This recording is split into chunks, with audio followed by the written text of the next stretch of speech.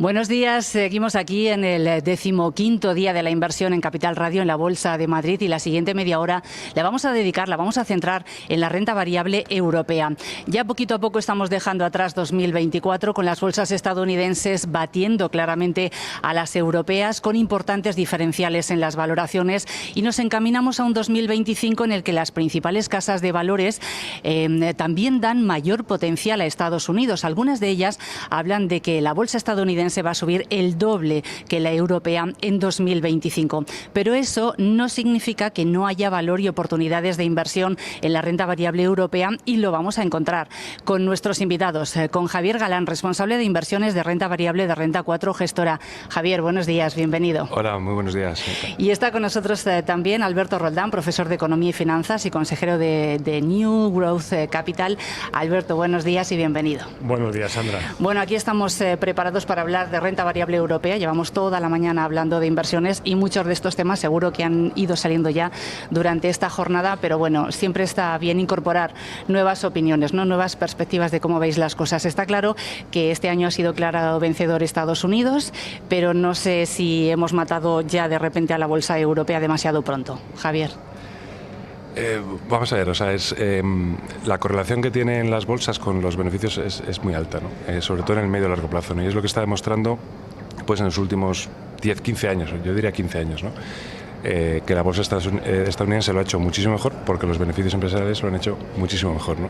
Tiene mucho más que ver con las empresas y los beneficios que con el crecimiento del continente, ¿no? O sea, del continente europeo y el continente estadounidense, ¿no? Tecnología, ¿no? Lo tenemos todos en la cabeza, ¿no? Esas grandísimas compañías tecnológicas estadounidenses que están pues llevando, ¿no? el crecimiento de los beneficios de todos los índices gracias pues eso, a unas megatendencias brutales, ¿no? de crecimiento de las tecnologías, ¿no? ¿Eso va a cambiar? Pues yo creo que en el corto plazo no va a cambiar, ¿no? Lo que pasa es que en Europa lo que hay es muchísimo valor, ¿no? Que después sí, seguro que lo vamos a buscar. Alberto, ¿cómo lo ves tú? La diferencia bolsas americanas europeas.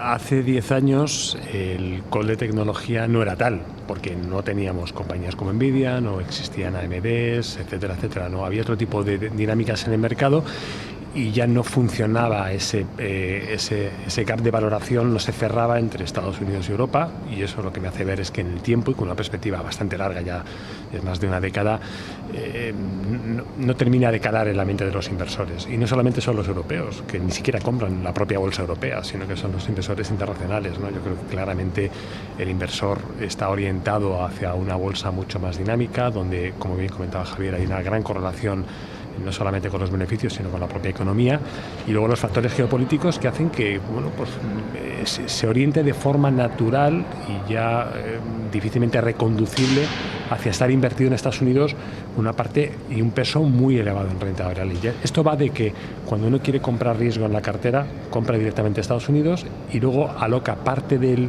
remanente en bolsas internacionales o en economías emergentes o en otro tipo de dinámicas. La bolsa de Japón le ha comido claramente el camino a la bolsa europea y ahora mismo pues, ha impuesto una dinámica mucho más activa en bolsas diferentes, ¿no? Por lo tanto, yo creo que mirando con esa perspectiva de muy largo plazo, de 10-15 años, no ha funcionado nunca ni el gap de valoración, ni el potencial de las small y mid caps europeas, que es donde está realmente el valor, ¿no? Y luego la propia dinámica de Europa, que luego hablaremos con más detalle, que yo creo que es lo que está matando al equity europeo. Bueno, tenemos a las bolsas europeas en teoría más baratas, pero no sé si ese es un argumento válido para poner el dinero ahí en renta variable europea porque estén más baratas, o hay que buscar ese valor, Javier. Es verdad que las valoraciones por sí mismas no te van a justificar, ¿no? Una subida o una bajada. Sí que es verdad que el punto de partida es muy bueno, ¿no? Comprar barato siempre es mejor que comprar caro, ¿no? Lo que pasa es que después te tiene que acompañar el crecimiento, ¿no? Al final las bolsas descuentan, ¿no? los beneficios futuros. Y es ahí donde Europa pues está más retrasada, ¿no? Con esos crecimientos, como digo, de los beneficios inferiores, ¿no? en el ritmo de crecimiento, ¿no? que las americanas. Después, el tema de las valoraciones también tiene mucho que ver con la composición sectorial. Hay sectores muy baratos en Europa, con mucho peso en Europa, que están a lo mejor, bueno, pues también muy baratos en Estados Unidos, pero que tienen mucho menos peso, ¿no?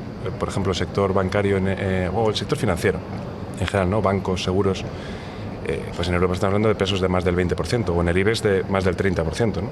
Mientras que en Europa apenas pesa un 5%. Y son sectores que estructuralmente son más baratos, ¿no? Porque bueno, sus tendencias de crecimiento de los beneficios son inferiores, ¿no? a otros sectores, bueno, que están más caros porque crecen más, ¿no? El sector de tecnología crece más. Entonces, cuando haces es decir, si el peso sectorial en Europa fuese el mismo que en Estados Unidos, Europa no estaría tan barata como lo vemos actualmente, ¿no? Actualmente está más o menos a 13, 14 veces beneficios, ¿no? Está a precios por debajo de su historia, pero si hacemos ese cálculo, ¿no? De si el peso del sector bancario fuese inferior, ¿no? Fuese como en Estados Unidos, o el sector tecnológico fuese pues el 30-40% que pesa en Estados Unidos, entonces nos iríamos a valoraciones pues que el descuento, en vez de ser del 40%, como es actualmente, que es una barbaridad, es máximos históricos, nunca había habido una diferencia de valoración tan alta, ¿no? Entre Estados Unidos y Europa, pero con esa composición sectorial recalculada, pues estaríamos hablando también de un 20%, es decir, que incluso intrasectorialmente Europa está más barata que Estados Unidos. Alberto. Sí, tiene toda la razón, pero yo le añado un punto de vista adicional, ¿no? Y tomo el caso de Francia, que para mí va a estar durante 2025 en el ojo del huracán, o al menos con un escrutinio muy elevado. En Francia es verdad, los bancos tienen mucho peso, pero el sector del lujo pesa mucho. ¿Está el sector del lujo tan mal como para justificar un muy mal año en Louis Vuitton y en Kering? No, ni mucho menos. Lo que pesa es que el inversor internacional penaliza a Francia, penaliza su prima de riesgo, penaliza que es una economía estructuralmente deficitaria y muy orientada a acumular deuda con, unos factores políticos de ingobernabilidad muy elevados. Y eso pesa mucho a la hora de que un inversor internacional invierta en Francia. Los europeos no tienen confianza ahora mismo en la economía europea, y los dos motores de crecimiento, que son Alemania y Alemania, son dos lastres importantes. ¿Qué ha crecido en Europa? España e Italia, que es donde yo creo que hay menos interés internacional en poner inversiones. Y esto es muy claro. Un inversor en Nueva York no le interesa nada el IBEX. Es así de sencillo. ¿Hay oportunidades en España? Por supuesto. Hay compañías magníficas, excelentes, diría yo. Pero la realidad nuestra es que por una cuestión de tamaño, de liquidez y de exposición internacional, nuestro mercado no interesa, y eso pesa mucho. Entonces, a la hora de recomponer cómo están estructurados los índices, está claro que Alemania, por ejemplo, el DAX, ha batido máximos históricos con un sector del automóvil en plena crisis, y además que se está convirtiendo en un deep value de libro. Entonces, el tema de los pesos hay que mirarlo con mucha atención, con mucho cuidado, porque te hace cometer algunos errores manifiestos, pero la realidad es que Europa como continente, de una manera más holística, a mí me parece que se está quedando por motivos propios, y ha habido años en los que he visto que la infravaloración no se justificaba de ninguna manera. Ahora sí está en una dinámica que le hace perder mucho peso en relación a una cartera que quiera tener una exposición internacional, ¿no? Yo, que invierto y miro más Estados Unidos, le veo poco sentido a estar sobreponderado en Europa. Eso no significa que Europa tenga que estar a cero, o que sea un continente que haya que desechar, ¿no? Ni muchísimo menos, ¿no? Hay que hacer mucho trabajo. Lo que pasa es que esto te obliga a hacer mucho más análisis, a mirar mucho más las compañías, a mirar mucho más mercados donde realmente el inversor pues empieza a dejarlos de lado, y es donde surgen las oportunidades. Entonces, Europa siempre es una oportunidad, pero como inversión, es decir, como activo a tener pesado en una cartera, me parece que pierde peso por motivos propios. Y por motivos políticos, cuando gestionáis una cartera, Javier, ahora que no sé si la estáis recomponiendo, después ya nos explicas qué cambios estáis realizando, esos riesgos políticos los tenéis en cuenta. Tenemos a Francia, que ha caído el gobierno, elecciones anticipadas en Alemania, todo eso, ¿cómo lo gestionáis? Mira, pues hay un tema muy curioso, porque yo siempre defiendo que en los fondos que yo gestiono, ¿no? de Europa, no me gusta decir que inviertes en el continente europeo, ¿no? Sino que inviertes en las compañías europeas, que mayormente, ¿no? O mayoritariamente, mejor dicho, son compañías muy globales, ¿no?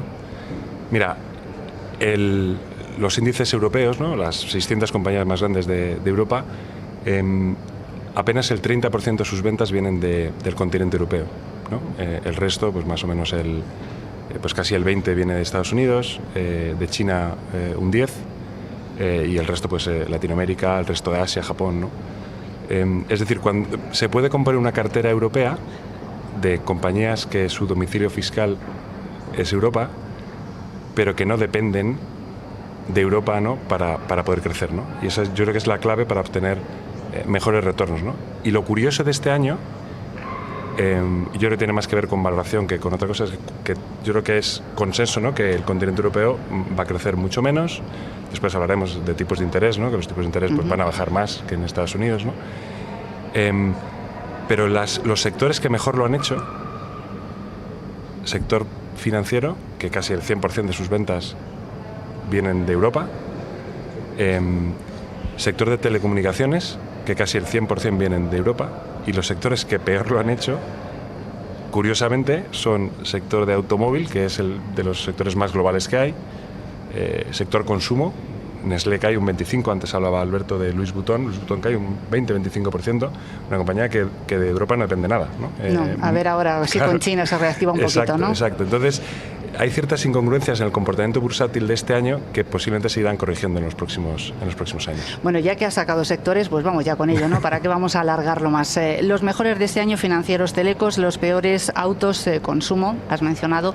¿Y el año que viene qué, Alberto? Pues esa es la gran pregunta. Fíjate, para mí las compañías financieras son commodities. Al final es un sector que correlaciona con lo que pasa con los tipos de interés.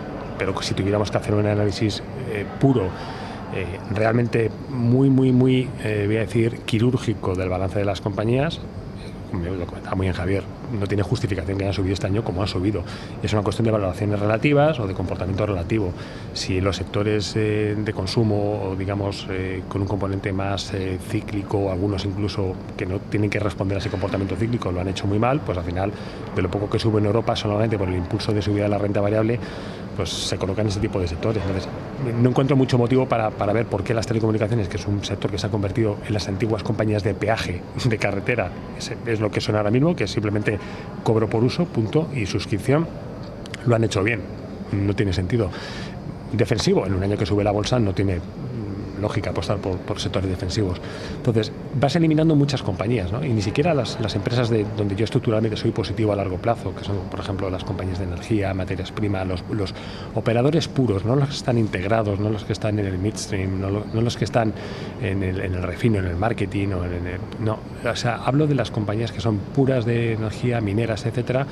No hay apenas representatividad en Europa, porque tenemos conglomerados mineros o energéticos que no representan bien al sector, ¿no? O al menos las oportunidades de las que yo hablo con inversores internacionales y dicen, no, a mí es que Glencore no me interesa nada, muy barata, 4 veces beneficios, pero es que, ¿qué hace? Hace de todo y no hace de nada.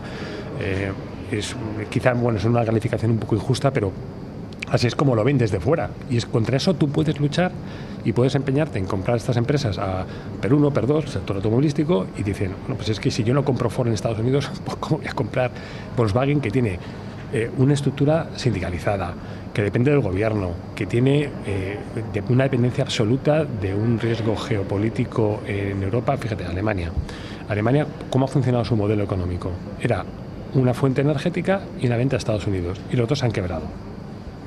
¿Qué sentido tiene ahora mismo apostar por ciertos conglomerados grandes industriales en Alemania? Ninguno.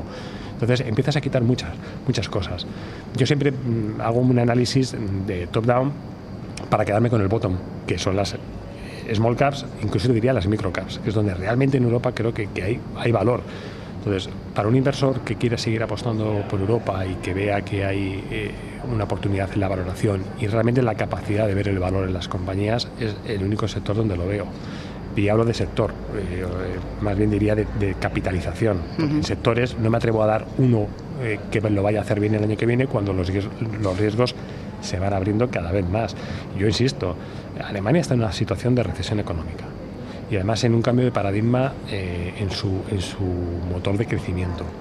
Francia es un polvorín, un país ingobernable a todas luces y con riesgos políticos muy evidentes.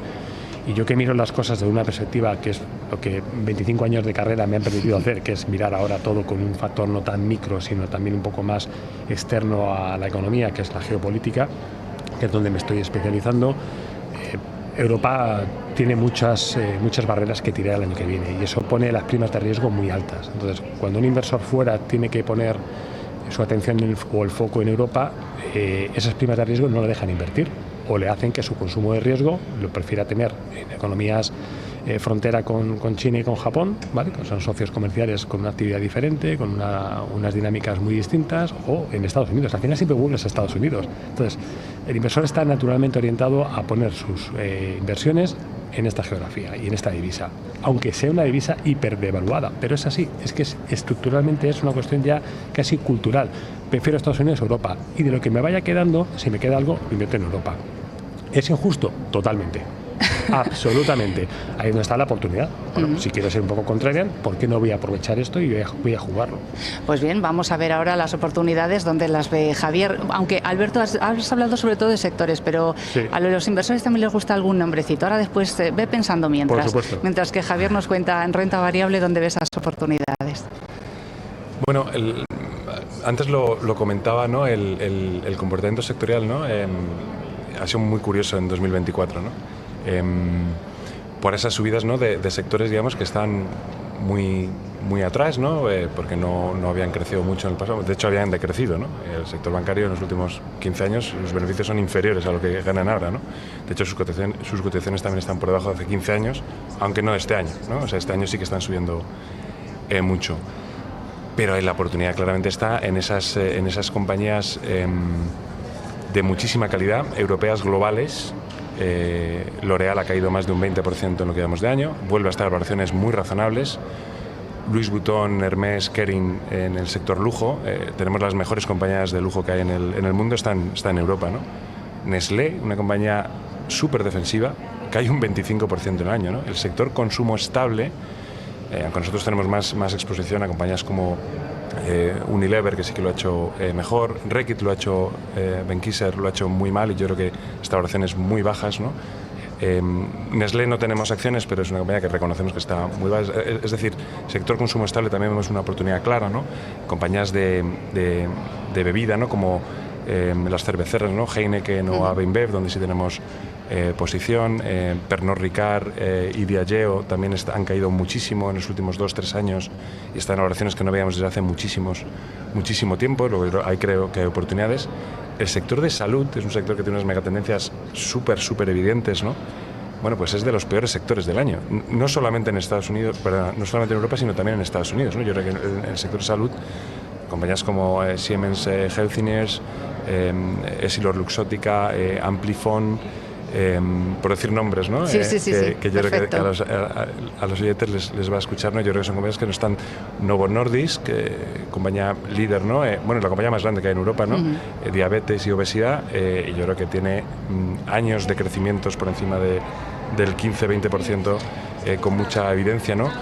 El sector farmacéutico en general en Europa yo creo que deja oportunidades clarísimas, pero están muy baratos, ¿no? Roche, Novartis, Sanofi, AstraZeneca, por decir, insisto, o sea, sector farmacéutico a nivel mundial, en Europa tenemos posiblemente las mejores, ¿no? Entonces, bueno, pues os he dicho ahí algunos nombres después. Sí, has dicho algunos, pero bueno, que te he cortado, sigue. No, y ya, o sea, ya por último, el sector de tecnología, ASML, que sí, es líder en el equipamiento de litografía, ¿no?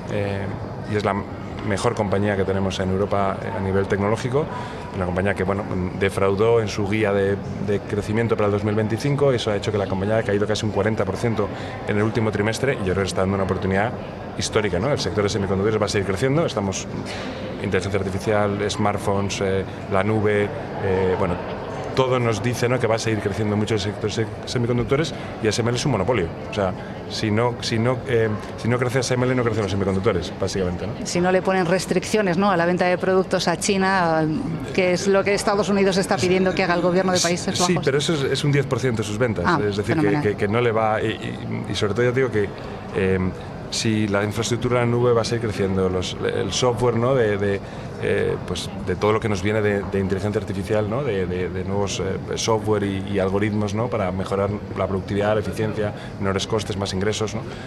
Todo eso necesita semiconductores. Es que es imprescindible, ¿no? No he escuchado ninguna española y tiene que haber, seguro. Las hay. Las hay. ¿Nos dices algún nombre? Sí, bueno, Amadeus a nosotros nos encanta de siempre, Inditex yo creo que nos encanta de siempre. Después hay mucha compañía industrial en España, que nos gusta muchísimo, tipo CAF, tipo Vidrala, tipo Fluidra. Celnex, en tema de infraestructura, tenemos muchas acciones. Y después en materias primas, Acerinox está tirada, Repsol está baratísima. O sea, en España hay mucha oportunidad también. Alberto, te ha dado tiempo a tu mente a buscar esos valores, ¿no? Sí. Bueno, yo, más que compañías, Sí. que es lo que seguramente el oyente quiere escuchar, ¿no? Me gusta lanzar ideas, ¿vale? Y me mojo mucho, lo sabes. Sí. Yo creo que la apuesta tiene que ser más geográfica, ¿vale? Donde creo que hay una oportunidad, al menos en términos relativos, es en Reino Unido, que es un país donde, mirando Europa y la actividad comercial, intercambios y algunas dinámicas propias, creo que es un país que ha salido de dificultades y que está claro que las valoraciones allí son muy bajas, Y además, yo siempre digo que un país que tiene autonomía en su divisa y en su deuda, pues cuando pasa el temporal lo suele hacer bien, ¿no? Porque tiene esa capacidad de poder tener la capacidad de emitir la deuda en su divisa y puede hacer lo que quiera. Vivimos en un entorno donde realmente volvemos otra vez al hoyo de los últimos 10 años, 15 años, ¿no? Y no puede ser de otra manera. Es que al final, si Alemania está gripado el motor y en Francia tienes un problema, pues la única solución es volver a bajar tipos de interés y dejarlos muy bajos para que el consumidor y las empresas tengan la sensación de que bajando tipos pues las cosas pueden funcionar, ¿no? Y dejar que esa economía keynesiana que impera en Europa pues libere el multiplicador y permita que se active esa G y esa I del componente de demanda agregada para que las cosas funcionen. No me voy mucho al tema económico, vuelvo a mojarme y vuelvo al barro. Reino Unido creo que es una oportunidad muy interesante para mirar. Vuelvo a insistir en que en las small y mid caps es donde tienes valor. En las grandes, lo ha comentado muy bien Javier, todo lo que sea calidad va a funcionar por lo menos en términos relativos y va a permitir aguantar. Y no hay muchos nombres. A mí me cuesta invertir en grandes compañías, me cuesta mucho y es donde veo las dificultades, porque al final, como todo se mueve por ETFs y gestión pasiva, ¿qué es lo que ocurre? Que si nadie compra estas compañías o están vendidas, le cuesta mucho subir a Europa. Pero la oportunidad relativa vuelve a estar en las pequeñas empresas, donde acertar en una buena idea de inversión y siendo el único inversor activo, el único analista activo, etcétera, o el único gestor que apuesta por una empresa o una economía en particular, le permite tener un riesgo muy abierto, pero es que esto va de jugársela y hay que jugársela. Yo creo que las compañías nórdicas, Finlandia, Suecia, Noruega, tienen empresas muy interesantes y volvemos otra vez al tema en todos estos países, pero sin algunos, de la autonomía, de la deuda y de la divisa. Creo que ahí pueden hacer cosas. Y luego, en el segmento small cap, en Italia me sigue pareciendo un mercado muy dinámico, con oportunidades muy interesantes. ¿Italia? En Italia, sí. Tanto el sector de automóvil, componentes. En España, CIA Automotive, me parece que es históricamente la empresa de mayor calidad que hay en este segmento, claramente, de largo. Y creo que es una empresa que está muy castigada y por cierto, ha descorrelacionado mucho con la caída del sector automóvil, con lo cual te está diciendo al mercado, mi sector lo ha hecho muy mal y yo lo he hecho muy bien en términos relativos y lo volveré a hacer bien en términos absolutos, no me cabe ninguna duda.